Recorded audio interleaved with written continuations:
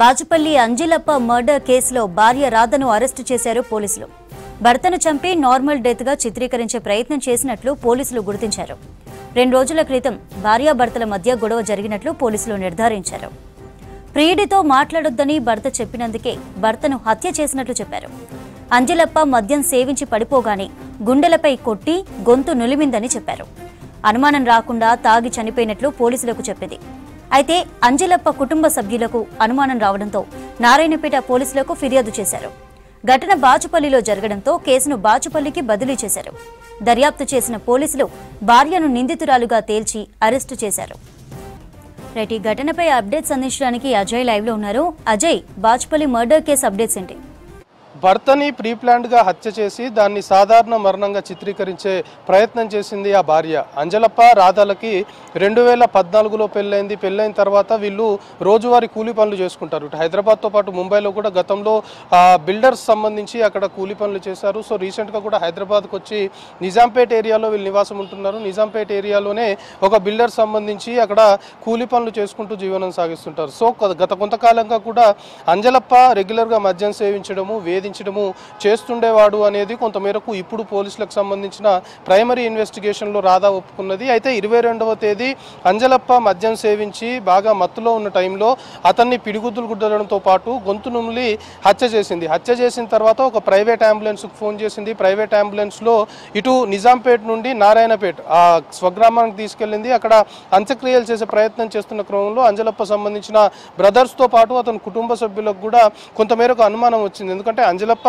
సజావుగానే ఉంది, ఎక్కడ ఎలాంటి ఇబ్బందులు లేవు. సో ఉన్నపాటున ఏ విధంగా మరణించాడు అనే దానిపైన కొన్ని అనుమానాలు కుటుంబ సభ్యులకు వచ్చిన క్రమంలో అక్కడ ఉన్నటువంటి రూరల్ పోలీస్ స్టేషన్లో ఫిర్యాదు చేశారు. చివరి క్షణంలో అంత్యక్రియలు ఇంకా జరగబోతున్నాయి అంతా కూడా రాధా కూడా భావించింది, నేను ప్లాన్ ప్రకారమే చంపాను, చంపిన తర్వాత ఎవరికి అనుమానం రాకుండా మద్యం మత్తులు అంటే రెగ్యులర్గా తాగుతుంటాడు కాబట్టి ఆ సాకు చూపించి సాధారణ మరణంగానే నేను దాన్ని చిత్రీకరించే ప్రయత్నం చేశాను, అందులో సక్సెస్ అయ్యాను, ఇక అంత్యక్రియలు కూడా జరగబోతున్నాయి, చివరికి వచ్చేసింది అనుకునే టైంలో కుటుంబ సభ్యులు అంజలప్పకు సంబంధించిన కుటుంబ సభ్యులు ఒక్కసారిగా అనుమానాలు వ్యక్తం చేస్తూ రూరల్ పోలీసులను ఆశ్రయించారు. రూరల్ పోలీసులను ఆశ్రయించి అంజలప్ప మరణం పైన చాలా వరకు అనుమానాలు ఉన్నాయంటూ ఫిర్యాదు చేసిన క్రమంలో రూరల్ పోలీసులు 0 ఎఫ్ఐఆర్ నమోదు చేసి బాచుపల్లి పోలీస్ స్టేషన్కి దాన్ని బదిలీ చేశారు. ఎందుకంటే ఇన్సిడెంట్ ఇక్కడ జరిగింది కాబట్టి బాచుపల్లి పోలీసులు దీనిపైన దర్యాప్తు చేయాల్సి ఉంటుందనేది రూరల్ పోలీసులు చెప్పి 0 ఎఫ్ఐఆర్ చేసిన తర్వాత బాచుపల్లి పోలీసులకి ఈ కేసు బదలాయించారు. సో బాచుపల్లి పోలీసులు పూర్తి స్థాయిలో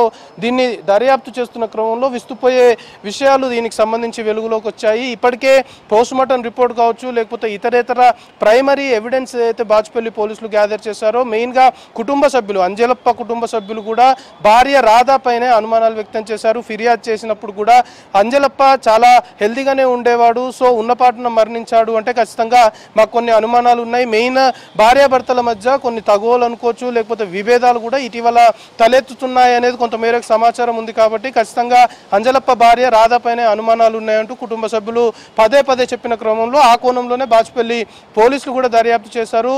రాధాని ఫస్ట్గా క్వశ్చన్ చేసినప్పుడు నాకేం తెలీదు, సాధారణంగా మరణించాడు, ఆ రోజు 22వ తేదీ కూడా మద్యం మత్తులో ఇంటికి వచ్చాడు, మద్యం మత్తు ఎక్కువయ్యి ఆ విధంగా నిద్రపోయి నిద్రలోనే చనిపోయాడంటూ పోలీసులకి బుకాయించే ప్రయత్నం చేసింది. కానీ పోలీసులు మాత్రం అవుట్రైట్గా వాళ్ళ దగ్గర ఉన్న కాల్ డేటా అనుకోవచ్చు, లేకపోతే ఇతరేతర ఎవిడెన్స్ మొత్తం కూడా గ్యాదర్ చేశారు. దానికి సంబంధించి పోలీసులు క్వశ్చన్ చేస్తున్న క్రమంలో రాధా నేరాన్ని ఒప్పుకుంది, తానే హత్య చేశాను, గత కొంతకాలంగా కూడా మద్యం మత్తులో వచ్చి వేధిస్తుండేవాడు అని చెప్పుకొస్తూనే అదంతా కూడా తాళలేకనే ఇంకా చంపేయాలి అని ఒక ప్లాన్ వేశాను. సో మద్యం మత్తులో ఉన్నప్పుడే అది ఇంప్లిమెంట్ చేయాలని భావించాను, సో నేనే హత్య చేశాను అంటూ ఒప్పుకున్నది. సో ప్రస్తుతానికి రాధాకు సంబంధించి హత్య చేసింది. సో ఇంకా ఎవరైనా ఇందులో ఇన్వాల్వ్ అయ్యారా అంటే మాత్రం ప్రస్తుతం రాధా ఒక్కతే ఈ హత్య చేసింది అనేది పోలీసులు అయితే తేల్చారు. సో ఈ కేసు సంబంధించి ఇంకా ఇన్వెస్టిగేషన్ కొనసాగుతుందని చెప్పడంతో పాటు బాచుపల్లి పోలీస్ స్టేషన్ పరిధిలో జరిగినటువంటి ఈ అనుమానాస్పద మృతి కాదు, ఇది హత్యగా భర్తని భార్యని హత్య చేసినట్లుగా పోలీసులు తేల్చారు. చంద్రిక.